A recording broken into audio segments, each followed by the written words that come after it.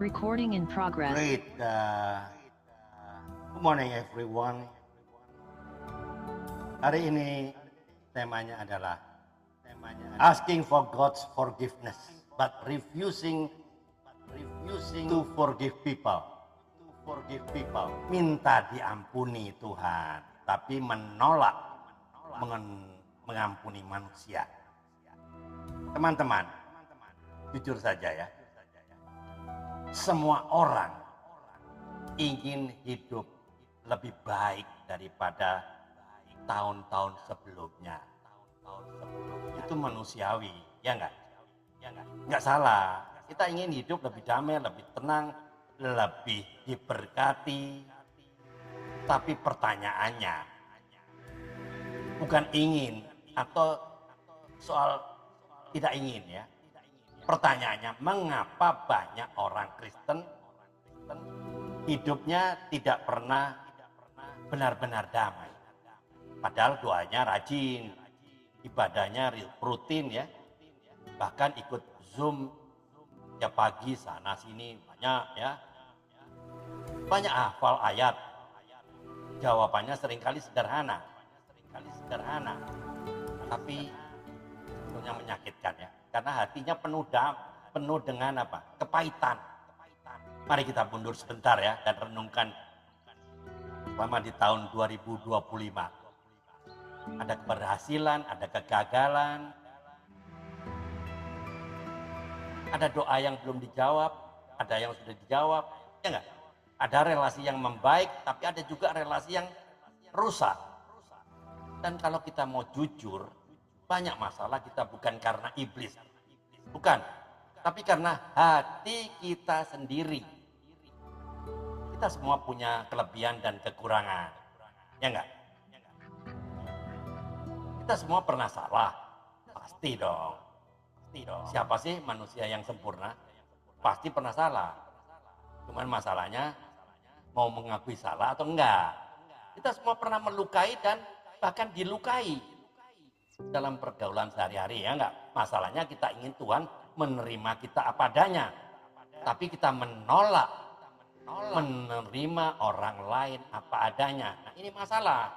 Padahal Alkitab dengan jelas mengajarkan doa yang sangat akrab di telinga kita kan. Ampunilah kesalahan kami seperti kami juga mengampuni orang yang bersalah kepada kami.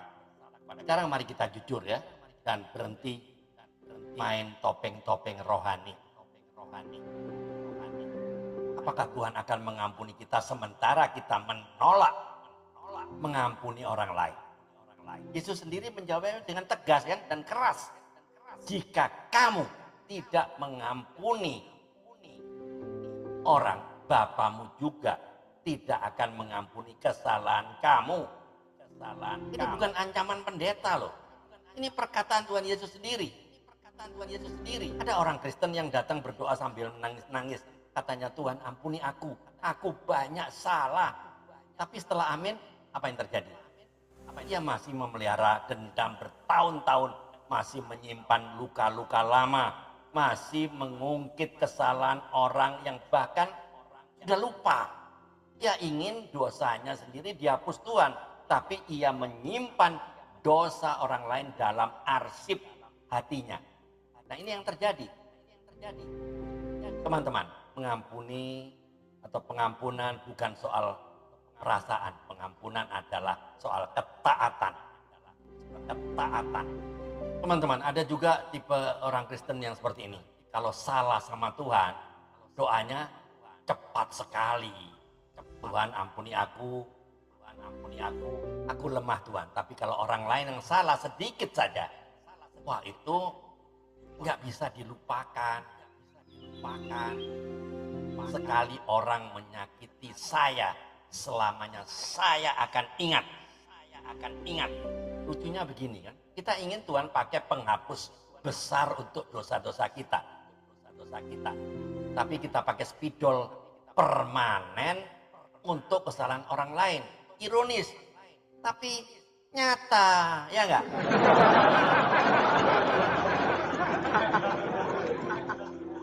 Jadi akar masalahnya apa? Hati yang tidak dijaga. Amsal 4 ayat 23 berkata, jagalah hatimu dengan segala kewaspadaan karena dari situlah terpancar kehidupan. Kalau hati kita penuh kepahitan, jangan heran hidup kita juga penuh konflik. Kepahitan itu seperti ini. Akar itu kepahitan.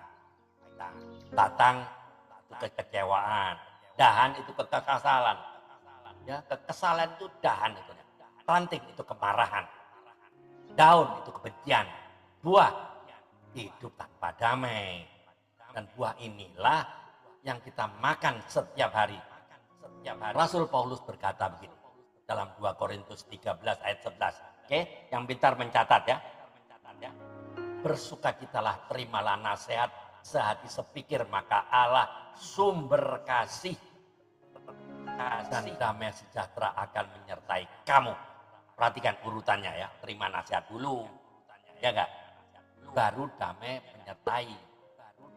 Banyak orang ingin damai tapi menolak dinasehati, ingin sukacita tapi tidak mau melepaskan kepahitan. Teman-teman perhatikan saya ke depan, perhatikan. Dengar baik-baik. Holding a grudge doesn't make you strong. It makes you bitter. Menyimpan dendam tidak membuat Anda kuat, tapi membuat Anda pahit. Dan satu lagi, ya perhatikan ya. Forgiveness is not for the other person. It is for your own freedom. Pengampunan bukan untuk orang lain, tapi untuk membebaskan diri Anda sendiri. Jadi pesan moralnya, pengampunan bukan berarti membenarkan kesalahan, tapi melepaskan hak kita untuk membalas. Orang Kristen yang tidak mau mengampuni akan terus beribadah terus tetap, tapi hidupnya kering dan berat. Kalau kita ingin hidup damai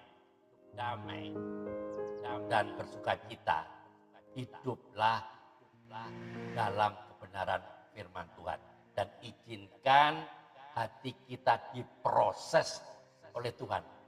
Dan kalau kita diproses, jangan banyak protes supaya ada progres. Karena rancangan Tuhan bukan rancangan kecelakaan, melainkan rancangan damai sejahtera. Teman-teman, closing statementnya, selama kita masih memelihara kepahitan, kita sering menutup pintu damai dalam hidup kita sendiri. Berhentilah meminta Tuhan untuk mengampuni kita, sementara kita sendiri menolak mengampuni sesama. Cabut akar kepahitan hari ini sebelum ia tumbuh dan merusak seluruh hidup kita. Teman-teman, tolong jawab pertanyaan saya ya.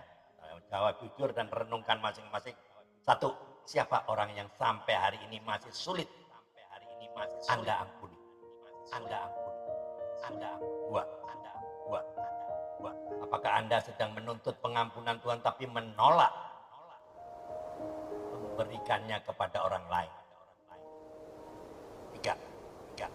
Kepahitan apa yang selama ini Anda anggap wajar? Padahal firman Tuhan sudah melarang. Terakhir, 4 ya. Apa langkah nyata yang harus Anda ambil hari ini untuk hidup dalam pengampunan? Tolong jawab jujur dan renungkan baik-baik. Mari kita tunduk kepala, kita berdoa. Tuhan Yesus, kami mengaku sering meminta pengampunan, tapi enggan mengampuni sesama. Lembutkan hati setiap kami, cabut setiap akar kepahitan dan ajari kami mengampuni seperti Engkau telah mengampuni kami. Kami mau hidup di dalam damai sejahtera. Kami mau hidup dan langkah ke masa depan yang Engkau sediakan. Dalam nama Tuhan Yesus Kristus kami berdoa dan mengucap syukur. Amin. Jika video ini, YouTube ini memberkati Anda, silakan dibagikan kepada teman-teman yang lain agar banyak orang yang diberkati. Keep on fire, keep on moving. Happy New Year 2026. Happy New Year, tetap semangat. On fire. Tiada hari tanpa bersaksi tentang Kristus, tiada hari tanpa menangan jiwa. Ayo mikir. Tuhan Yesus memberkati. Amin.